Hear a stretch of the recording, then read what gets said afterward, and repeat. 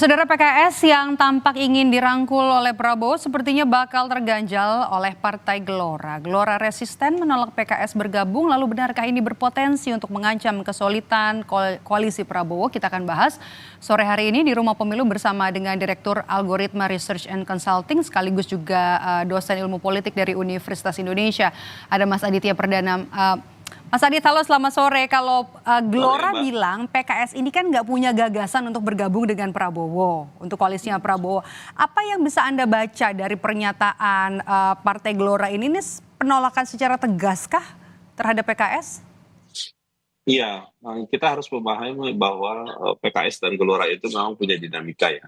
Jadi itu satu konteks yang menjadi latar belakang gitu ya, kenapa kemudian di akhir ketika pembicaraan terkait dengan koalisi pemerintahan hari-hari ini semakin hangat, kemudian pasti ada resistensi dari salah satu anggota koalisi yang sedang berbentuk gitu ya. Dan di situ kemudian kita bisa memahami karena memang Gelora dan PKS memang yang seperti tadi sudah dijelaskan ada problem masa lalu yang Cerita lama ya. menyebabkan kedua cerita lama yang kemudian menyebabkan dua partai ini terbelah gitu ya. Itu yang kemudian menjadi. Nah, pilihannya memang ya memang betul ketika dihadapkan dalam konteks pilihan politik gitu ya. Ketika misalkan pihak yang lawan dalam konteks politik di internal sudah memutuskan menjadi bagian dari politik ya Pak Prabowo gitu ya, dan terus kemudian tiba-tiba ada lawannya kemudian mau berusaha masuk, ya pasti akan ada resistensi gitu. Jadi ini sama aja ketika kita bicara soal manusia juga gitu ya Mbak. Partai politik ini kan isinya orang-orang gitu ya. Jadi ketika misalkan ada eh, tadinya kita emosi, pernah sering berantem gitu ya, tiba-tiba ada yang mau dirangkul, diajak, nah yang berantemnya pihak sebelumnya itu masih agak-agak emosi, tersinggung, nah itu yang menurut masih terjadi gitu ya. Dan itu menurut saya tidak mudah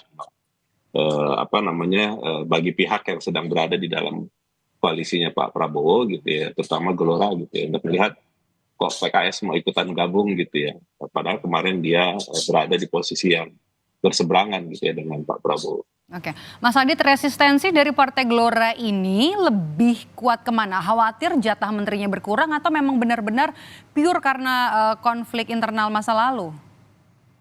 Dugaan saya lebih ke masih belum selesainya ya apa yang terjadi para elit politik di kedua partai ini di masa lalunya ya.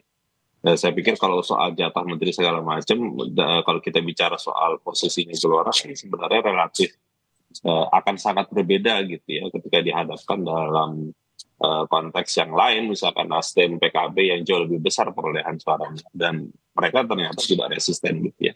Tapi ini kan memang akan menjadi sangat spesifik ketika PKS gitu, karena memang ada masa lalu yang kelihatannya masih sedang diperbincangkan. Jadi itu Mbak, jadi lebih melihat itu ya, karena itu menurut saya menjadi ganjalan yang saya pikir masih sesuatu yang perlu diselesaikan dan saya pikir nggak bisa waktu dekat gitu ya. Berproses yang panjang juga itu menurut saya. Oke, Anda membacanya agak sulit ya, kalaupun iya perlu waktu yang lama ya. Tapi Mas Adit gini, ini kan partai Gelora nih, partainya kan nggak lolos parlemen ya. Apakah penolakan dari Gelora ini bakal didengar oleh Prabowo? Ya, dugaan saya tentu Pak Prabowo juga ketika misalkan ini kan dari sisi beliau sendiri juga ya yang menyampaikan ingin merangkul semua pihak agar kemudian membantu pemerintahan beliau ke depan gitu ya. Tentu orang akan punya spekulasi dan juga punya harapan gitu ya, termasuk juga partai-partai yang kalah di 01 dan 03 juga kemudian dikasih harapan tentu disambut gitu ya. Dalam konteks ini tentu akan juga mempengaruhi pemikiran Pak Prabowo dan juga tentu di koalisi. Cuma saya meyakini bahwa ketika diajak atau tidak ini kan kemudian harus dibicarakan bersama partai politik yang sudah tergabung ya, terutama yang sudah berjuang atau berkontestasi di awal kompetisi pilpres gitu. Nah tentu ketika ditanyakan ya pasti ada reaksi gitu ya, dan itu reaksi itu yang kemudian akan diputuskan apakah iya atau tidak. Dan menurut saya Pak Prabowo pasti akan punya pertimbangan-pertimbangan yang saya pikir akan menarik gitu untuk nanti kita lihat gitu. Oke, sambil menunggu pertimbangannya Pak Prabowo, oke. Anda melihat ini PKS versus Gelora ini bisa menjadi potensi gesekan internal di koalisinya Prabowo. Kalau memang iya, bagaimana nanti bisa mengakomodirnya agar koalisi bisa tetap solid? Karena yang Nasdem juga belum selesai, yang PKB juga belum selesai. Ini masuk lagi PKS versus Gelora. Ya, saya pikir memang ini satu hal yang konsekuensi ya dari sebuah kompetisi yang namanya Pilpres gitu. Oke. Ketika misalkan pemilunya selesai, pemenangnya sudah ditetapkan gitu ya, kemudian ada upaya untuk merangkul, dan pada sisi yang lain tentu teman yang sudah berkoalisi sejak lama, sudah sejak awal sama-sama berjuang gitu ya, kemudian tiba-tiba ada yang masuk, tentu akan ada resistensi gitu ya. Nah, resistensi itu yang kemudian dipersoalkan di antara mereka gitu ya. Tapi dalam konteks tertentu mereka akan patuh Mbak sama yang namanya presiden terpilih gitu ya, yang namanya Pak Prabowo dalam konteks ini. Sehingga tentu meskipun ada gejolak, ada dinamika gitu, saya pikir nanti satu titik tertentu ya akan patuh gitu ya, dengan komitmen awal bahwa mereka akan bersama-sama gitu untuk menjalani pemerintahan ke depan gitu. Jadi ya, dinamika di dalam konteks itu saya pikir wajar gitu. Tapi pada sisi yang lain tentu kepatuhan ataupun, karena pada sisi yang lain juga mereka harus bisa memahami bahwa ini harus tetap jalan gitu.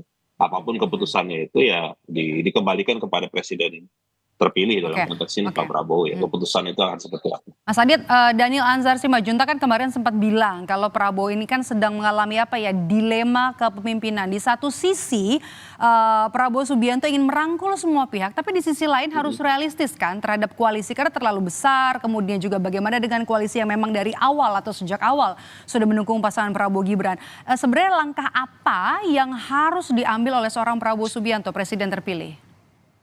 Iya, memang gini ya, dalam yang kita bicarakan di dalam sistem politik dan pemerintahan kita hari ini kan sesuatu yang berbeda gitu ya, antara koalisi di dalam pencalonan Pilpres dan pelaksanaan Pilpres dengan koalisi pemerintahan sesudah Pilpres.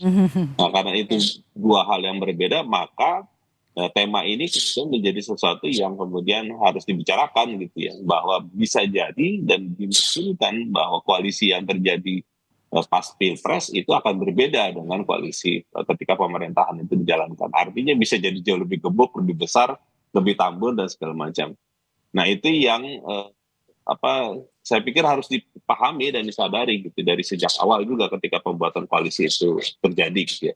Nah, sehingga kemudian langkah strategisnya adalah menurut saya ya perlu dibedakan mungkin perlakuan juga mungkin jabatan, posisi gitu ya, atau bahkan mungkin hal-hal strategis apa yang kemudian meskipun ini koalisinya besar gitu ya, mana yang kemudian Pak Prabowo bisa mengatakan sebagai contoh, sebagai masukan untuk mengatakan mana yang menjadi kawan yang loyalis beliau gitu ya, yang dari sejak awal, mana yang baru gabung belakangan, dengan porsi yang seperti apa, pertimbangan seperti apa dan sebagainya. Jadi saya pikir itu ada dinamika yang pasti akan dibicarakan di dalam koalisi.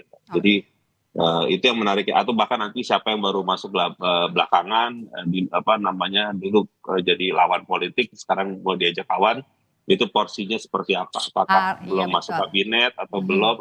Itu menurut saya bagian dari dinamika yang saya yakin dibicarakan di koalisi.